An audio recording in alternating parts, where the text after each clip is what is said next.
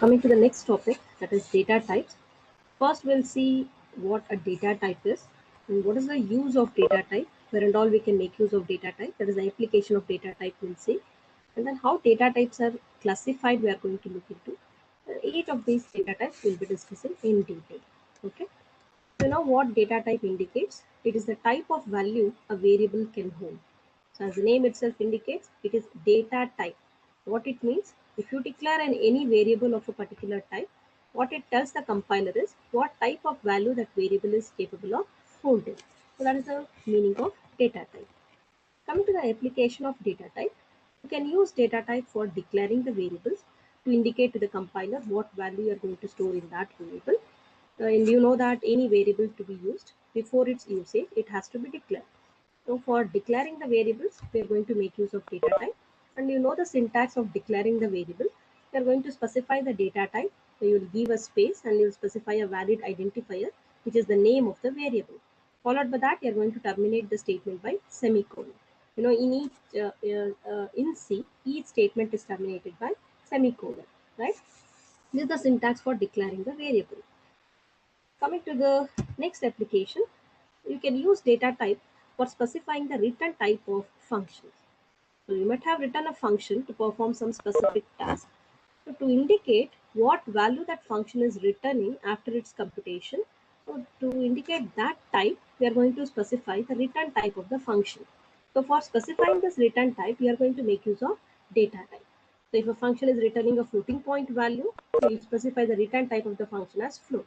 So to indicate to the compiler that function is going to return floating point result after computation. So to indicate what type of value a function is returning, we are going to specify the data type as return type of the function. And also, we'll make use of the data type to specify the type of arguments received by the function. So it depends on you how we are going to implement the function. If you want to make the function receive 2 arguments, you can make it, or if you don't want to if you don't want the function to receive any of the argument, that is also fine. There are different ways of defining a function. Okay, but here what this return type the argument type indicates is what type of argument the function is going to receive. So if a function is receiving 2 arguments of integer type, you will specify the data type for the arguments as int. Okay, so that indicates the compiler that that the function is receiving integer value. Okay, so this is what the indication we are going to give to the compiler as the argument type. Okay, so these are the applications of data types. We can use data types for declaring the variables. We can use the data type for specifying the return type of a function, and also to specify the type of arguments received by the function. And you know that C supports variety of data types using which we can go for implementing any complex problem. Okay, this makes C powerful since it provides a rich set of data types. Coming to the classification of data types, so this is how you can classify. One category is primary data type or fundamental data type, or you can say it as basic data type. Another classification is derived data type and user defined data types. So we'll be discussing in detail primary data types. Okay, and derived data types will be discussed once we go to the later units. The examples are arrays and pointers. Okay, derived data type meaning the concepts are derived from the basic data type. That's why it is called as derived data type. Come to the user defined data type. Actually, user can give their own name to the data type. So that's why it is, since it is user created. Creation means new data type will not be created. User will be going to give a new name to the data type. So that's why it is called as user defined data type. A few examples are structure, union, type def, okay, enumerations, etc. So we'll be discussing few user defined data types. Actually, user defined data types is not there for your syllabus. Only function is there. Function is also an user defined data type, you can say. Excluding that, rest other types are not there, but still for the knowledge sake, few user defined data types we will be discussing. Okay. Now coming to the basic data types, see there are 5 fundamental data types in C. These are the 5 fundamental data types: integer, character, floating point, double precision floating point, and void data type. Okay, this is how we can have the basic data types: integer data type, character data type, floating point, double precision, and void data type. So this complete fundamental data type you can see in this picture. It is summarized as follows. You can see this entire data type list, what you are seeing, it is all fundamental data types. First, we'll see this integral data type. You can see integral means it is combination of integer and character. Together, we use the terminology integral type. And there are two variants of integer type here. We are going to make use of the qualifier signed and unsigned. So if you are going to prefix this qualifier signed, unsigned, you'll get this set of data types. Okay, one is integer data type, short int data type, and long int. So if you, even though if you don't specify the qualifier sign, by default they are going to be treated as signed data type. Okay, compiler will treat this data type as signed data type. So if you want to explicitly specify signed qualifier, you can give signed space int, you can give signed space short int, then signed space long space int. You can give like this. Okay, but by default, as you know that it is signed data type that is considered. Even though if you don't specify, it is treated as signed. So if you want to explicitly give, make use of the qualifier signed. Okay, coming to the unsigned type, we are going to prefix the qualifier unsigned to each of these data types. See, unsigned int, unsigned short int, unsigned long int. So whatever the list you are seeing under signed type, for each of those data types, you are going to prefix the qualifier unsigned. So this becomes unsigned data type, meaning that whatever the variables you're going to declare of that type, it is capable of storing only positive numbers. So if you want to make a variable hold only unsigned numbers, okay, in that case you can go for the qualifier unsigned. But if you want to make a variable hold both positive and negative numbers, in that case you have to go for signed data type. Okay, under integer it is these are the three variants: int, short int, and long int. Okay, what are those short int, long int, and integer data type, that we'll be discussing in later slides. Okay, coming to the character data type, there are two types. That is, you can prefix the qualifier sign to the char data type, or you can give unsigned. In the previous classes, you have used the declaration char space ch, where char is the data type and ch is the variable. So here, if you don't specify the qualifier signed or unsigned, as you know that by default, the qualifier considered is signed. Okay. So if I have the declaration char space ch, that means it is signed character data type, where the variable can hold either positive or negative value. That is the meaning. Okay. That is signed. If you are specifying explicitly, that is also fine. If you want to give signed space char space ch in the declaration of the variable, you can give it. If you want to make a variable hold only positive numbers, you'll be using the data type that is unsigned char. Okay, the unsigned qualifier has to be explicitly specified if you want to have the variable with only positive values. So this is about character data type. Coming to the floating point type, these are the three types you are having: float, double, and long double. Okay, and size varies from one data type to another. So floating point data type you are having double precision floating point and long double data type. These are the three data types you are seeing under floating point type. And one more data type you are having, that is void data type. So what is the application of void data type, that we'll discuss. So already we have seen one of the application of void data type, that is in the main function. We are going to specify the return type of the main function as void. We have done this. Void is the keyword where if the function is not returning any value to the calling function, we have specified the data type as void. That is one of the application of void data type. So what are the other application of void data type, that we'll be discussing in later slides. Okay. So this slide gives the complete picture of basic data types. The basic data type you can say, or fundamental data type, or primary data type. In turn, these are the 5 fundamental data types you are having: integer data type, character data type, single precision floating point data type, that is float, double precision floating point data type, and void data type. Okay, the other variants we'll be discussing in the coming slides. I've also shown you the qualifiers signed and unsigned. for this integral data type. Correct? Coming to the integer data type, what is the keyword you are using for integer data type? It is int. You know, keyword should be written in lowercase. Each letter must be in lowercase. So this is the keyword we'll use for integer data type, that is int. And what for you are using integer data type? For making the variable hold integer data, right? And what you have to remember is size of integer is machine dependent. So that means if it were to be 16-bit system, in that case integer size is 2 bytes. If it were to be 32-bit system, integer size is 4 bytes, etc. So throughout your prescribed textbook, we are assuming integer size is 2 bytes. That means it is a 16-bit system we are assuming, where integer size is 2 bytes.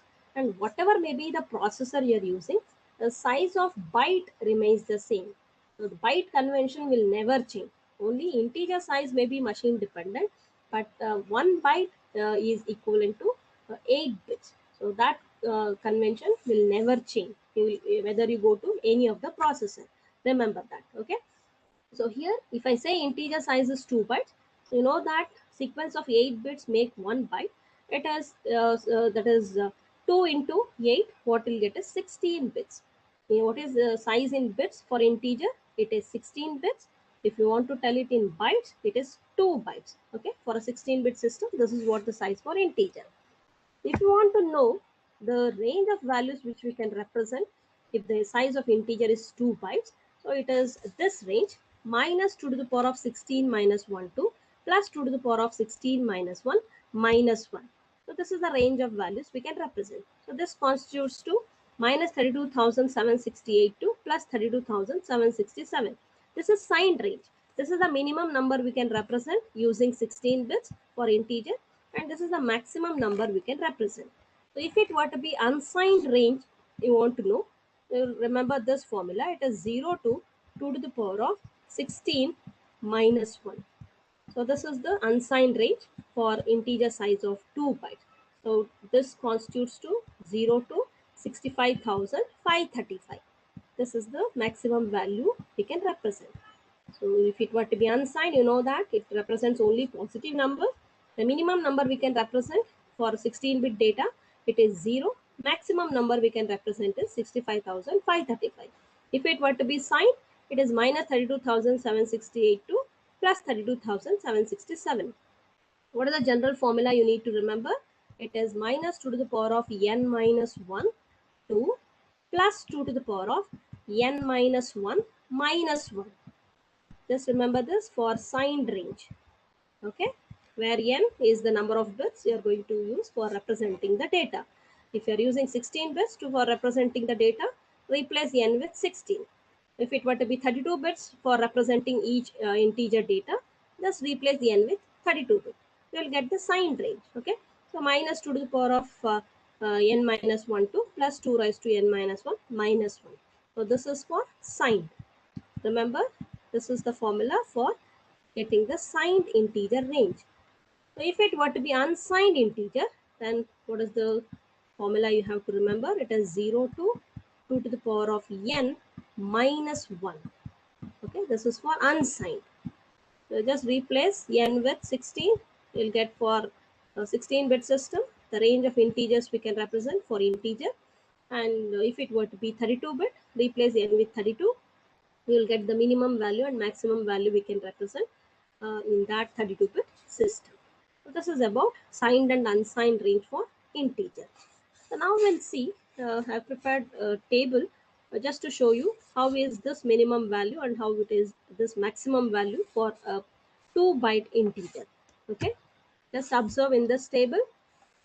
Remember, if I say assigned integer data, that means there will be a bit reserved to indicate the sign of the number. So which is that bit? It is the MSB bit. The MSB stands for most significant bit. So in short, we can tell it as MSB. So what MSB stands for? Most significant bit. So the MSB bit will be always reserved to indicate the sign of the number in case of signed numbers. If it were to be signed integer you are dealing with, remember the most significant bit will be always reserved to indicate the sign of the number. As you know that integer is occupying 2 bytes of memory space. So these are the bits. This is how we can number the bits. The least significant bit LSB will be numbered as B0, and next higher bits will be numbered in increasing order. Okay. So next B0, B1, B2, and so on till bit 15. So if the integer size is 2 bytes, totally 16 bits will be there. How the bits are numbered? It is bit 0 to bit 15, where the most significant bit, that is bit 15, is meant for indicating the sign of the number. If that bit is 1, 1 indicates it is a negative number. Okay, what 1 indicates? The number what we have considered is a negative number, and it is represented in 2's complement form. And if we are taking 0 as the MSB, then it is positive number. So this is how we can interpret the number, whether it is positive or negative, depending on the sign bit. The most significant bit, it is called as the sign bit. If it is 1, it is the number is treated as a negative number represented in 2's complement form. Remember, that is how the negative numbers are stored in the computer. It makes use of 2's complement representation system. Okay, and if the most significant bit were to be 0, then the number is treated as positive number. And how actually you can find this minimum value?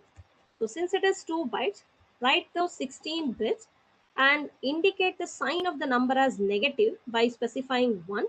And in the magnitude part, that is rest bits, that is bit 14 to bit 0, you take all zeros.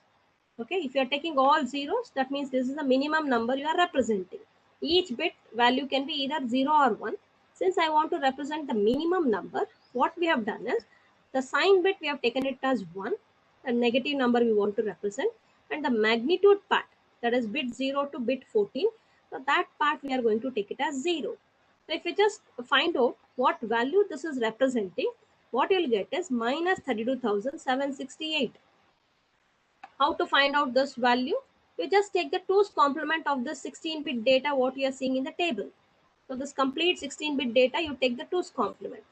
You know how to take the 2's complement? It is 1's complement plus 1.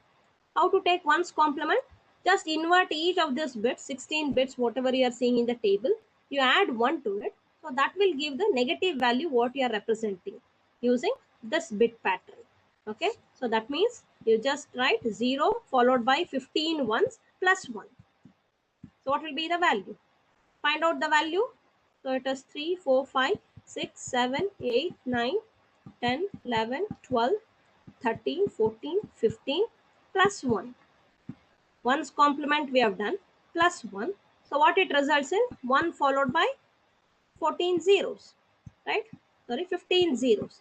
So 4, 5, 6, 7, 8, 9, 10, 11, 12, 13, 14, 15, right? This will be the value.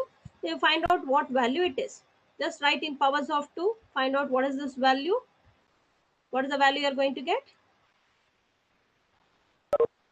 What is the value you are going to get? What is 2 raised to 15? Minus 32768. Right? Minus 32,768. So that's what the general formula we have written. The minimum number we can represent for a 2-byte integer is, it is minus 2 to the power of n minus 1, where n is the number of bits we have used for representing the data. It is 16 minus 1 means it is 15. So what is 2 to the power of 15? It is 32,768. So since the sign bit is 1, we are going to prefix the value, we are going to prefix the sign minus. So just see how we have got the minimum number. So we have taken at the sign bit position value 1, the magnitude we have taken 0. So if you want to find out what decimal value it is representing, you again take the 2's complement of this number. See, all this, that is the binary number systems and all in detail you will be discussing in the later courses, that is the computer organization course we are having in the next semester. In that different number systems we'll be discussing.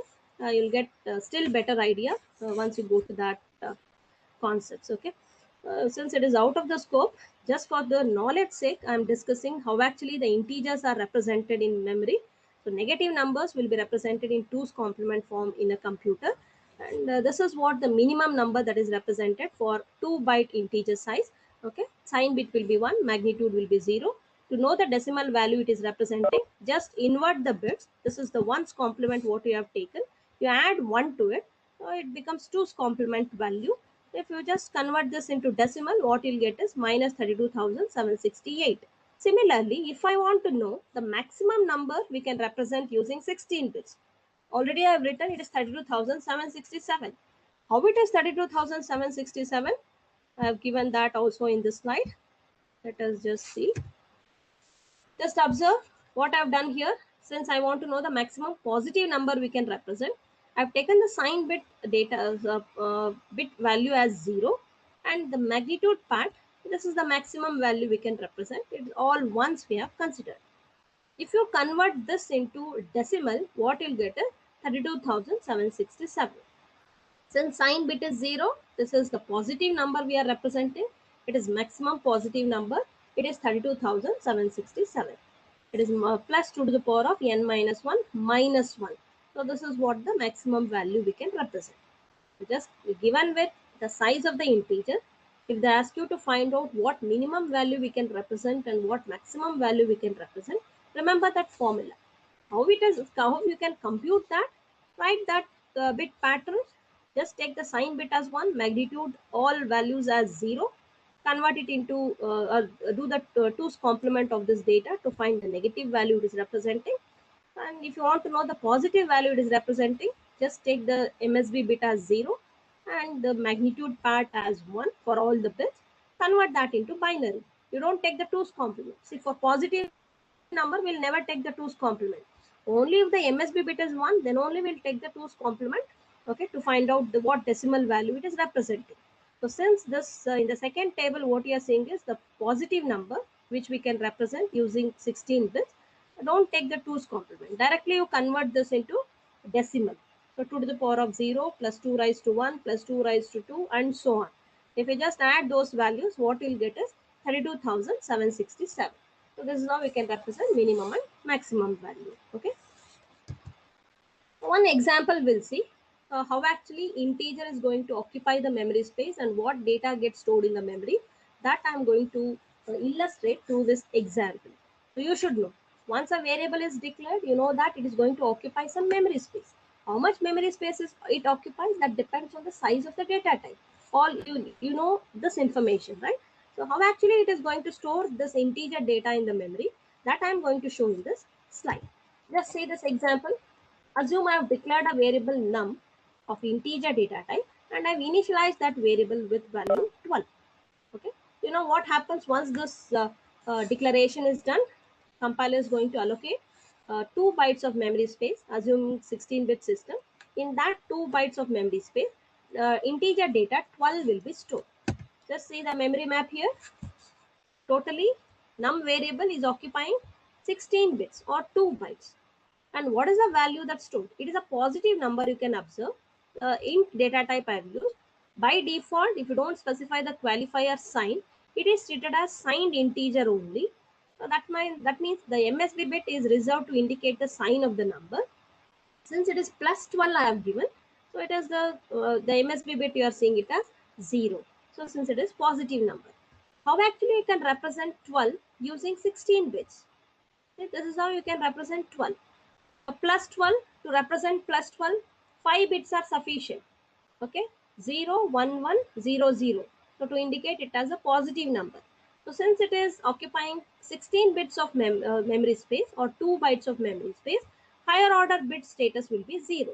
So whatever is the signed bit, so the same thing will be extended for making it as a 16-bit data. So here 12 is the data we have stored in the variable num, and this is what the 16-bit pattern we are going to see for the number 12. So this information will be stored in the variable num, and you know num occupies 2 bytes. So one memory location is actually 1 byte. So how many memory locations are required to store this integer data 12? It is 2 consecutive memory locations required. Okay, and you know that this is not just 1 byte data stored. It is 2 byte information. So what is the lower byte? See, this is the lower byte you are having 00001100. And what is the higher byte information? It is all zeros. There are 2 bytes of information in this integer data 12. And remember, it depends on the processor what you are using, how actually this 2-byte data is stored in the memory. There are two ways of storing this data. And again, as I told, it depends on the processor. So all these I'm telling for the knowledge sake. This is not there in your syllabus, okay? So if it were to be multi-byte data, how a multi-byte data will be stored in the memory? It depends on the processor. So if you consider Intel family of processor, in that case, how the multi-byte data is stored is, it is going to store the lower byte data first at the lower address. In the next higher address, it is going to store the next higher byte data. So that means this is what the assignment that is used for, that is called as little endian assignment. Just observe, if you assume the starting address as 1000, okay, assume integer, you have, variable you have declared, say num. You know, num occupies 2 bytes of memory space. I've assumed the address of variable num as 1000, 1000 and 1001. These are the two consecutive memory locations used to store the value 12. And as I told, there are two ways of storing the data, multi-byte data in the memory. So this depends on the processor. What are the two ways in which the data can be stored? It is little endian format and big endian format. Little endian format means, just observe what is the lower byte data in this 2-byte data. The all four zeros, 1100. So this byte data will be stored at address 1000. Next higher byte data what you are having, that will be stored at next higher address, that is all 8 zeros. Okay? If you are having multi-byte, more than 1 byte information to be stored in the memory, it can make use of little endian format, where it stores lower byte data first at the lower address, and next higher byte data will be stored at next higher address. Or it can go for big endian assignment. What do you mean by big endian? Vice versa, it starts storing the bytes from higher location. So just see here, that is the most significant byte will be stored first at the lower address, next lower byte will be stored. So if it were to be say 4-byte data, so 4-byte data means totally you are finding 4 bytes in that 32-bit data. So it starts storing from the lower byte, the first lower byte, then the next higher byte, and the most significant byte. In that order, the data will be stored in the memory if it were to be little endian assignment. But if it were to be big endian assignment of storing the multi-byte data, and if it were to be 32-bit data need to be stored, totally 4-byte information we have to store. How it will be stored is, it starts from more significant byte. So most significant byte will be stored at the starting address, next lower byte will be stored at the next higher address, and again the next byte will be stored at the next higher address, and so on. So this is the order in which it goes for storing in the memory. But starting address remains the same. Just see whether it is little endian assignment or big endian assignment, the base address or the starting address of the variable remains the same. Only thing you find is, the difference you find is how this multi-byte data is stored. Whether starting from the lower byte it is storing the data, or starting from the higher byte it is storing the data. So these are the two ways of storing the data in the memory. And as you know, it depends on the processor and stressing. Okay, so if you are taking Intel family of processor, it makes use of little endian assignment, where it starts storing the multi-byte data starting from the lower byte. Okay, if it were to be Motorola family of processor, in that case it stores the data in big endian format, meaning it starts from the most significant byte. So here in this example, since integer size I have taken it as 2 bytes, only 2 byte data you are seeing. So most significant byte data is stored first in the big endian assignment, then it stores the least significant byte. Vice versa you are seeing in little endian assignment. Are you getting? This is how the positive number is stored in the memory. As an example, in this slide, I have taken a positive number 12. How 12 is represented using 16 bits I have shown, and how actually it is stored in the memory, it depends on what processor you are using.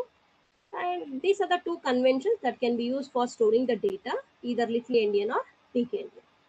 So from lower byte, if it stores starting from the starting address, it is little endian assignment. If it starts storing the data from the most significant byte, it is big endian assignment. Remember these two assignments. So now coming to another example where I've taken a num value as -12. Okay.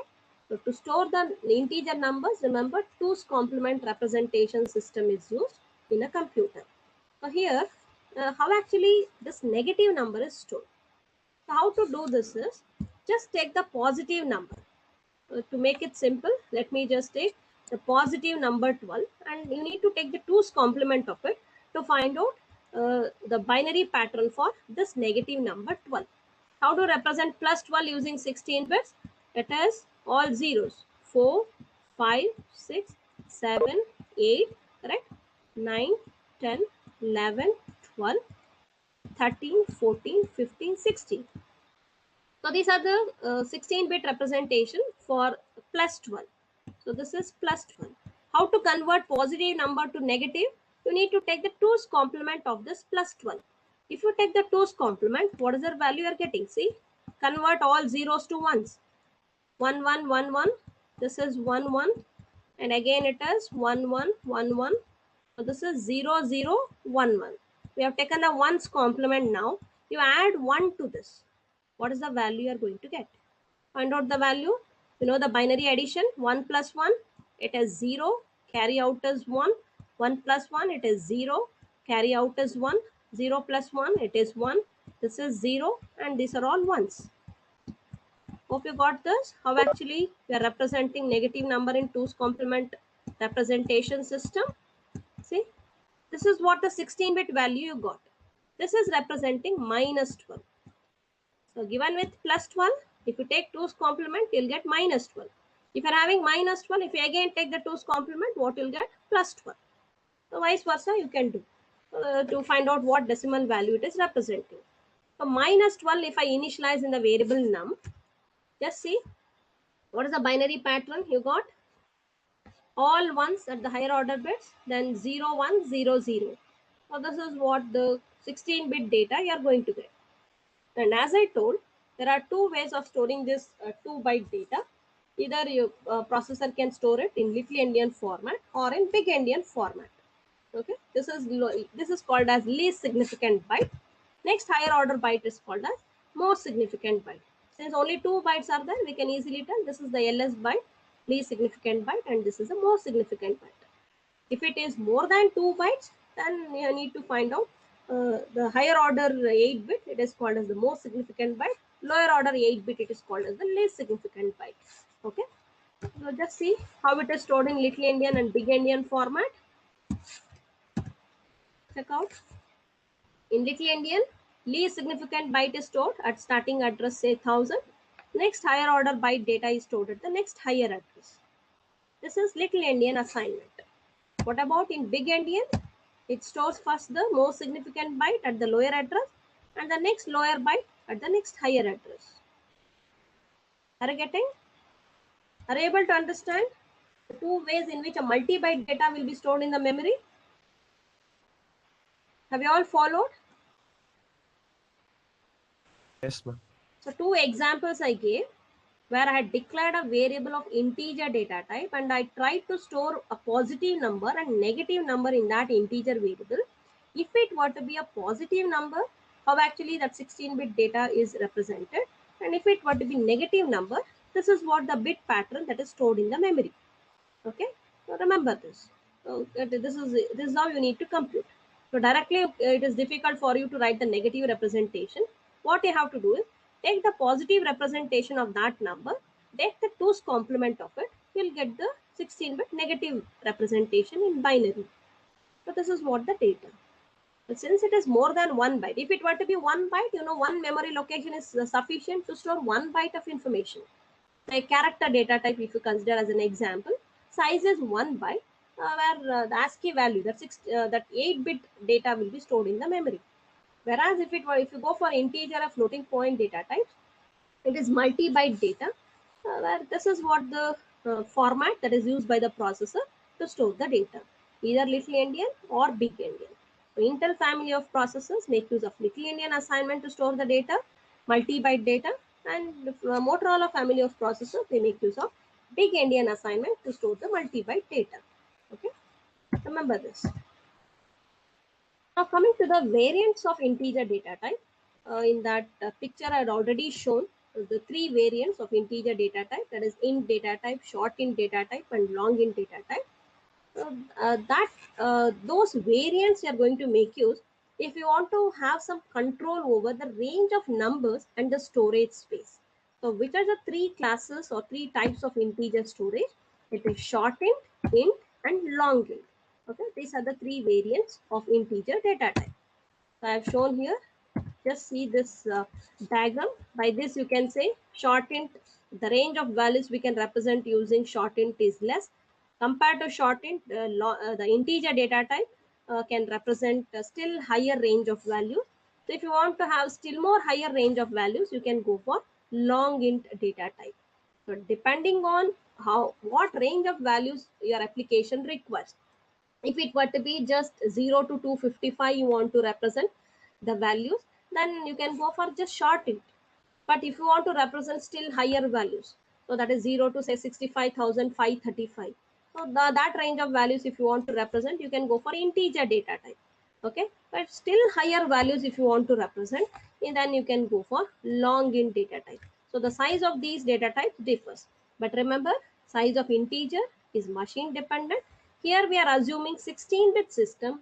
With that assumption only we are discussing all the topics. So in a 16-bit system, so what size short int occupies, int and long int, that I'll show you in the coming slide.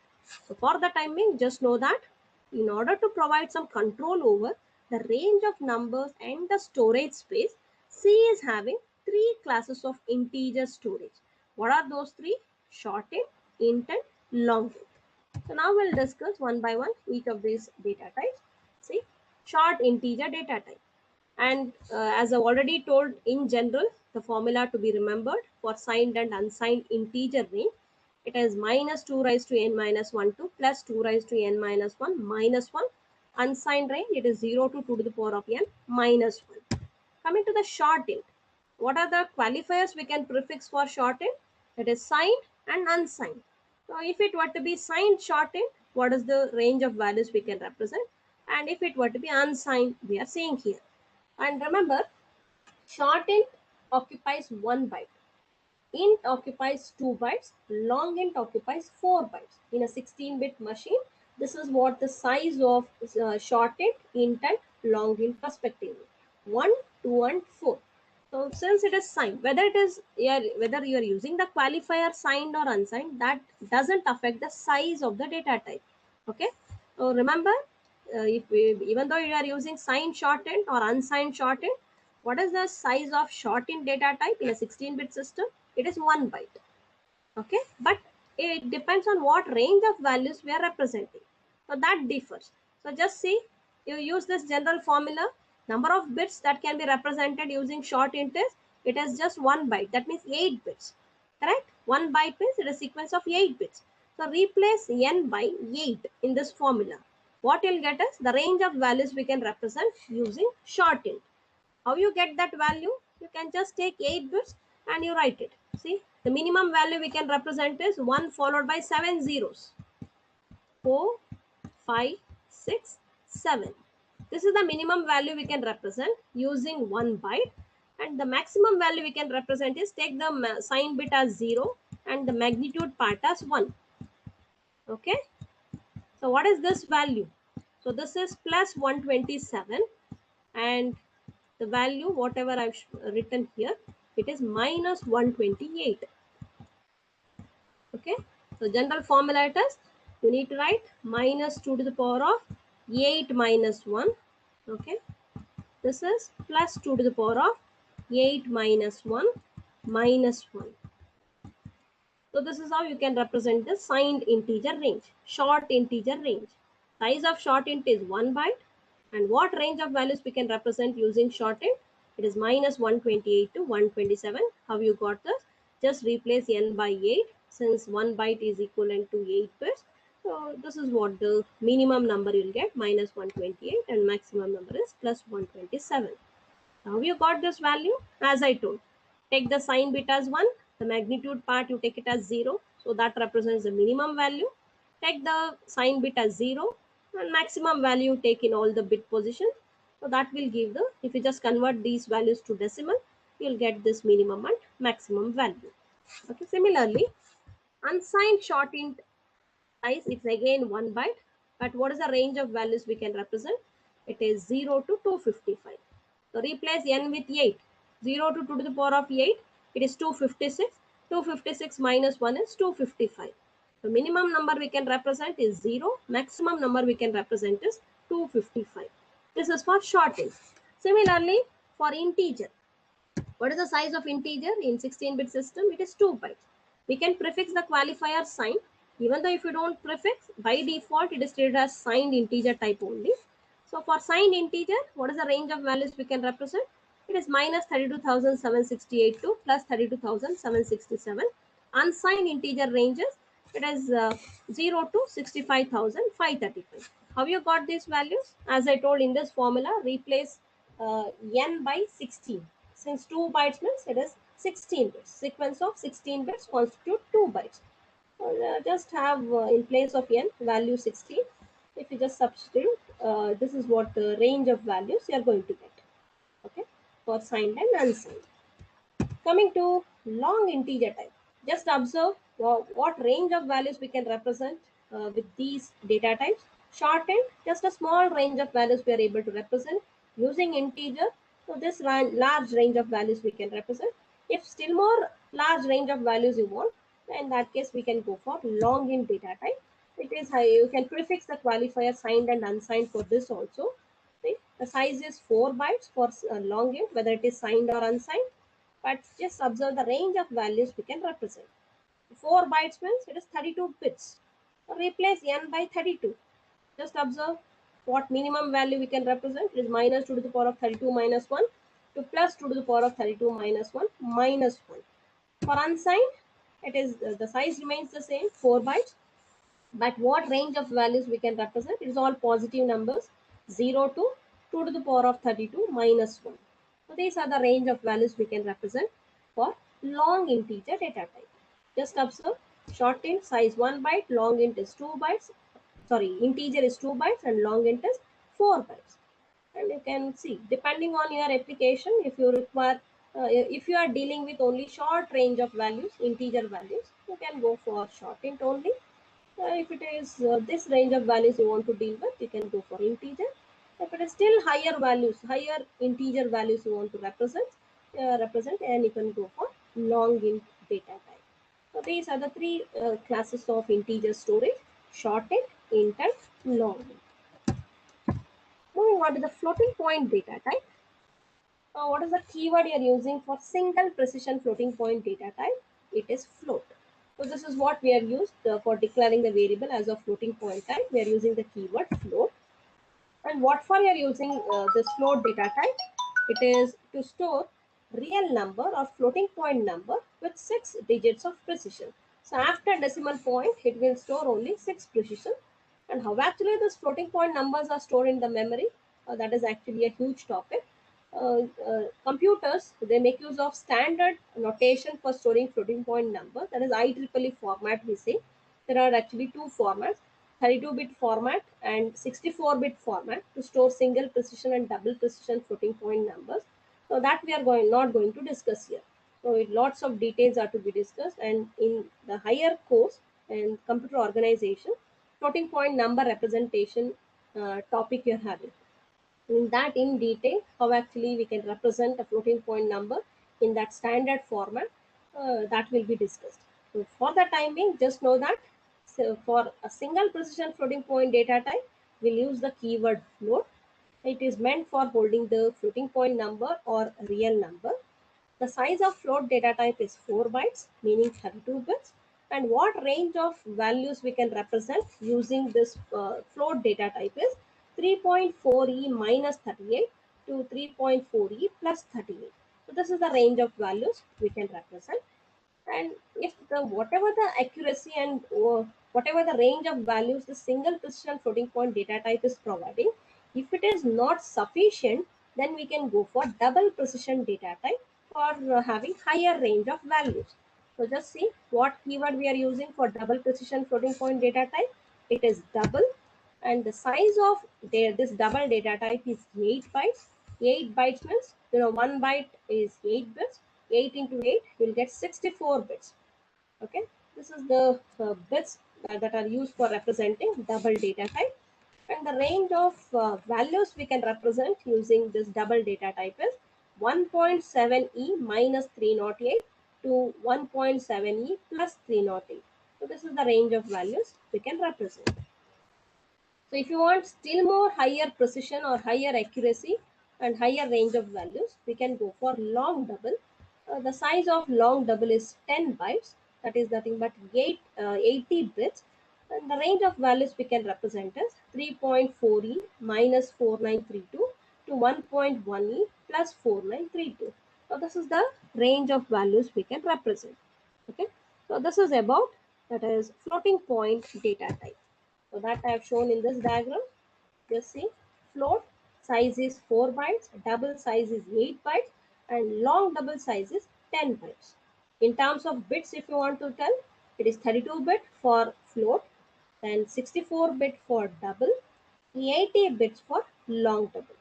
So if you want to have more range of values, more accuracy, so you will go for double precision or long double. So this is what the hierarchy you can consider. Okay. Hope floating point data type is clear. Now, all these data types, whatever listed, float, double, long double, they are meant to hold a real number or floating point number. The size of float, the keywords what you are using is float, double, and long double. Okay, so float occupies 4 bytes, double occupies 8 bytes, and long double occupies 10 bytes. So the range of values I have given here, 3.4e minus 38 to 3.4e plus 38 for float. Then for double, it is 1.7e minus 308 to 1.7e plus 308. This is the exponential notations used. For long double, it is 3.4e minus 4932 to 1.1e 4932. Okay. Coming to the character data type, the keyword used for char data type, it is char. What for you are using character data type? To store a single character, or it may be a sequence of characters. For both, we'll make use of char data type. The size of character data type is 1 byte, so it means 8 bits. Okay, and you can prefix the qualifier signed or unsigned for this char data type. If it were to be unsigned character data type, what is the range of values we can represent? It is 0 to 255. Or if it were to be signed char data type, then it is minus 128 to plus 127. So this is what you need to know with respect to character data type. Keyword used, size of the data type, what for you are using that data type, what qualifiers you can prefix for that data type, and what is the range of values we can represent. Okay, it is 0 to 255 for unsigned char, minus 128 to plus 127 for signed character data type. Okay, the last basic data type is void data type. We'll see what is the keyword we are using. It is void, and what is the application of void data type. Already we have seen one application to specify the return type of the function. If the function is not returning any value, we can make use of the data type as void. And if you want to tell the compiler that the function is not receiving any argument, so you can make a call to the function without passing any value to that function. So in that case, to indicate that the function is not receiving any value, we'll use the data type as void. Okay, there is one more application of void data type. And another application of void data type is for creating generic pointers or universal pointers which can be used for pointing to any data type. So once we go to the pointer concept, we'll see what actually mean by a pointer and all. If you want to make a variable hold an address, so then we'll be going for a pointer variable. But what actually I mean by universal pointer is this pointer can be used to point to any data type. That means this variable can make, we can make the variable to hold address of any data type. You might have declared a normal variable, say int. Okay, let me just give an example. You might have declared a variable as of integer type. You might have declared a variable of floating point type, or you might have declared a variable of character data type. Okay, say float ex I have given, or it may be a variable of character data type, say char ch, etc. So any data type variable you take, If you want to make a variable hold these variables address, okay, then I need to have a pointer of the same data type. I need to declare a variable, a pointer variable of this data type. How to declare it is by prefixing it with star. So since these details cannot be explained in just one class, so you are having a dedicated topic on pointers. During that time we'll discuss. Okay. If I do this declaration, then I can make P hold the address of the variable E. Ampersand A I can give. Okay. So that means if you want to make a variable hold the address of another variable, the pointer variable what you have, that must be declared of that particular data type only. So if I want to make a variable hold the address of floating point variable, then I need to have a pointer of floating point data type. So if I want to make a variable hold the address of character data type, then the pointer should be declared as of that data type only. But what actually I mean by generic pointer is you can declare a generic pointer using the keyword void. I can write like this: void say star p. So this is how I can declare a generic pointer where this variable is capable of holding any data type variable address. So this is called as generic pointer. Void pointer, it is called as a generic pointer. Why means it can point to any data type. Okay, that is the reason it is called as a generic pointer or void pointer. So if you want to make a variable hold the address of any data type variable, then we can make use of this keyword void to declare that variable. So these are the applications of void data type. So it is not having any size, void data type. What for we are using void data type? For specifying the return type of the function if that function is not returning any value to the calling function, or to specify that none of the arguments are received by a function. Within the common parenthesis we can specify the type as void. Okay.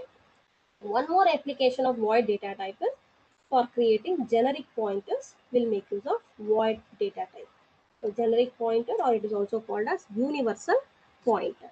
Okay, this is about void data type. So this completes all the basic data type. We have discussed integer data type, floating point data type, double precision floating point data type. Then we have discussed character data type, and the last data type under primary we discussed is void data type. So the summary of all these basic data types you can see in this table. Just observe all the information I have provided in this, and also I have given in the last column the format specifiers you have to use for these data type.